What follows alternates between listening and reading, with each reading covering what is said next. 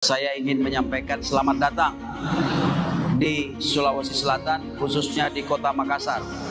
Kali ini kita akan melaksanakan penyisihan khusus untuk zona 8 turnamen volleyball Kapolri Cup tahun 2024 ini, sekaligus dalam rangka Hari Bayangkara ke-78. Sekali lagi saya mengucapkan selamat bertanding, junjung tinggi sportivitas, tetap semangat, semoga semuanya lolos penyisihan. Tidak penting menang atau kalah, yang penting juara. Ya, tepuk tangan untuk seluruh peserta.